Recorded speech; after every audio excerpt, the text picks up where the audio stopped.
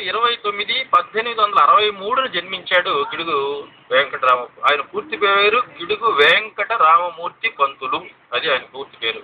కాబట్టి మనం ఇక్కడి నుంచి రామమూర్తి గారు అనేది ఇంకా పూర్తిగా అన్నిసార్లు అన్నింటిని వాడవసరం లేదు, లేదా గిడుగు, ఈ 2 పదాలు యూజ్ చేస్తారు ఇక్కడి నుంచి.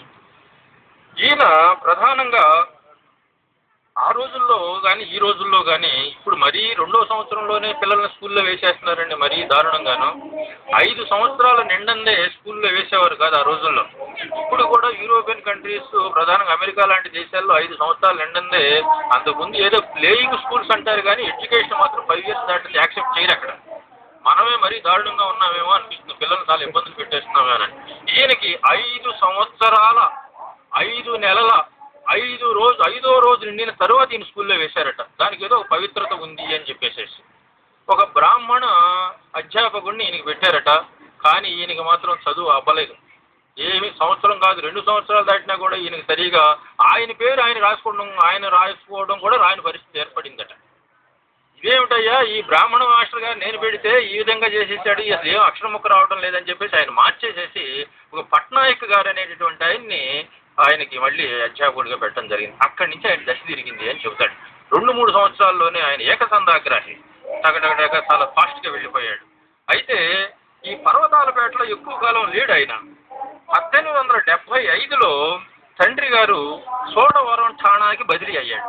ఎక్కడి నుంచి పర్వతాలపేట ఠాణా నుంచి సోడవరం ఠాణాకి బదిలీ అయిన తర్వాత అదే సంవత్సరంలో దురదృష్టవశాత్తు కొద్ది నెలల తేడాతో ఆయనకు విషజ్వరం లాంటిది వచ్చి తండ్రి గారు చనిపోయారు. 1875లో చనిపోయారు.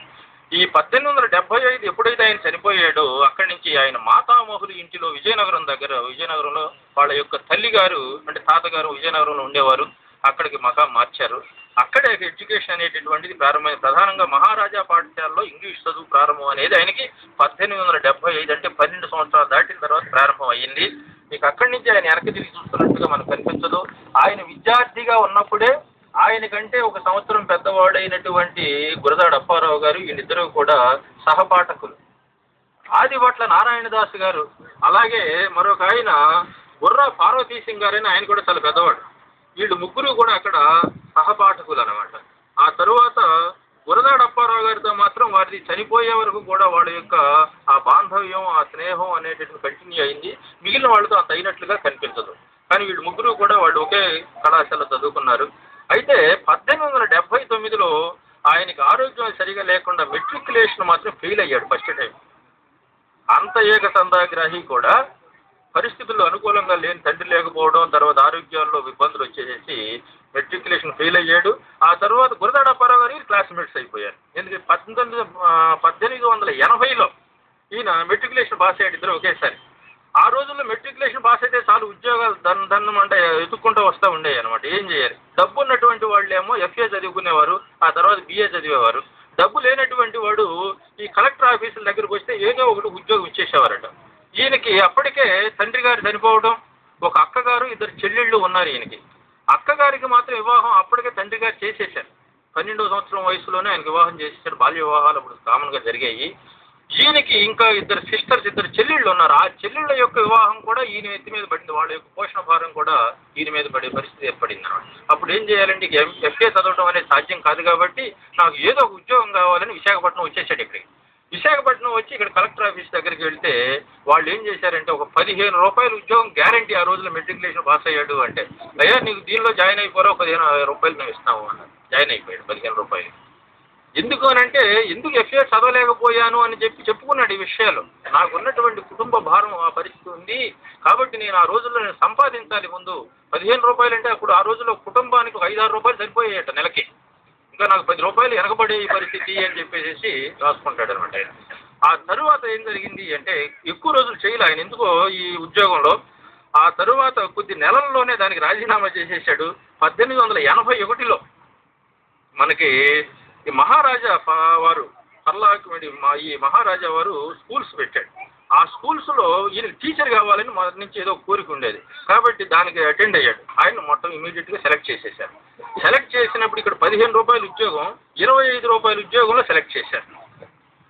అయితే విజయనగరం దగ్గర కోనాడ అనే ఒక ప్లేస్ ఇచ్చారు. ఇక్కడ నువ్వు జాయిన్ అవుతావా, లేక పర్లాకిమిడి అని చెప్పేసి ఏజెన్సీ ప్రాంతం ఉంది, అక్కడికి వెళ్తావా, నీ ఇష్టమేనన్నారు. నీ ఇష్టమేనంటే సహజంగా వాళ్ళ తల్లిగారు కోనాడులో జాయిన్ అవ్వరు అబ్బాయి, ఇక్కడ మా నాన్నగారు వీళ్ళు దగ్గరగా ఉంటారు, మా అమ్మాయిలు పిల్లలు వీళ్ళందరూ కూడా చక్కగా ఉంటుంది, ఇక్కడే ఉండబ్బాయి అన్నారు. అలా కాదమ్మా, నేను పర్లాకి మీడే వెళ్తాను అన్నాడు. ఎందుకు? అది కూడా కారణం చెప్పాడు. ఏజెన్సీ అలవెన్స్ ఒక 5 రూపాయలు ఉండేదట ఆ రోజుల్లో. ఈ 5 రూపాయలు ఎక్కువ వచ్చినా కూడా నాకు చాలు, నా కుటుంబం గడిచిపోతుంది, 25 రూపాయలు నేను వెనకేసుకోవచ్చు, ఈ 25 రూపాయలతో నా చెల్లెళ్ళిద్దరికి వివాహం చేయొచ్చు. ఇది ఈ కారణం చేత ఆయన 30 రూపాయల జీతంతో పర్లాకిమిడిలో మిడిల్ స్కూల్ మాధ్యమిక పాఠశాలలో అధ్యాపకుడిగా జాయిన్ అయ్యాడు. ఇది 1881లో జరిగింది. అక్కడి నుంచి ఆయన యొక్క ఉద్యోగ జీవితం ప్రారంభమైంది. ఉద్యోగ జీవితం ప్రారంభమైన కొద్ది నెలలకే దానిని హై స్కూల్ చేస్తున్నారు మహారాజా వారు అని చెప్పారు. అయితే హై స్కూల్లో టీచర్గా కావాలి అంటే మినిమం క్వాలిఫికేషన్ ఎఫ్ఏ ఆ రోజుల్లో. కాబట్టి ఎఫ్ఏ కాకపోతే కష్టం అని చెప్పేసి వీళ్ళందరూ నా జూనియర్స్ అంతా నా మీదకి ఎక్కేస్తారని చెప్పేసి అప్పుడు దాన్ని చాలా పట్టుదలగా తీసుకున్నాడు. ధన్మంట 1 yearలోనే ఎఫ్ఏ పాస్ అయిపోయాడు. బట్ హై స్కూల్ టీచర్గా ప్రమోషన్ వచ్చేసింది. హై స్కూల్ టీచర్గా ప్రమోషన్ వచ్చిన తర్వాత కొద్ది కాలం ఆయన వివాహం చేసుకోవడం, పిల్లలు పుట్టడం ఇదంతా జరిగిపోయింది. దానిలో గిడుగు సీతాపతి గారు ఆయన పెద్ద కుమారుడు, ఆయన కూడా 4 కుమారులు పుట్టడం అనేది జరిగింది. అయితే ఇది జరుగుతూ ఉండగానే దీన్ని కళాశాల కూడా చేస్తున్నారు అట మహారాజా వారు అన్నారు. మరి కళాశాల కావాలంటే, లెక్చరర్ కావాలంటే కనీసం BA పాస్ అవ్వాలి ఆ రోజుల్లో. మరి BA అప్పటికే మన గురదాడ అప్పారావు గారు డైరెక్ట్గా FA పాస్ అయిపోయాడు, BA పాస్ అయిపోయాడు, ఇంగ్లీష్ లెక్చరర్గా ఉన్నాడు అక్కడ. ఆయన గురదాడ అప్పారావు గారు ఇంగ్లీష్ లెక్చరర్గా ఉన్నాడనో ఇంకోటి ఇంగ్లీష్ లెక్చరర్గా ఉన్నాడనో బాధ ఏం లేదట ఆయనకి. ఆయనకు బాధల్లో ఏమిటి అంటే నిన్నగాక మొన్న వచ్చినటువంటి వాడు నా మీద లెక్చరర్గా వస్తాడు, వాడు నన్ను నా మీద పెత్తనం చేస్తాడు అనేటటువంటి బాధతో BA కట్టాడట. కట్టి మొదటి సంవత్సరం రెండవ సంవత్సరం రాయాల్సిన 2 ఒకేసారి రాసి బ్రహ్మాండం ఫస్ట్ ర్యాంక్లో పాస్ అయ్యాడట. ఆ తర్వాత 3rd ఇయర్కి సంబంధించినటువంటి స్పెషలైజేషన్స్ ఉన్నాయి. వాటి దగ్గర మళ్ళీ గ్యాప్ వచ్చింది, 7-8 సంవత్సరాలు గ్యాప్ వచ్చింది. గ్యాప్ వచ్చి ఆఖరికి ఆయన 1895లో BA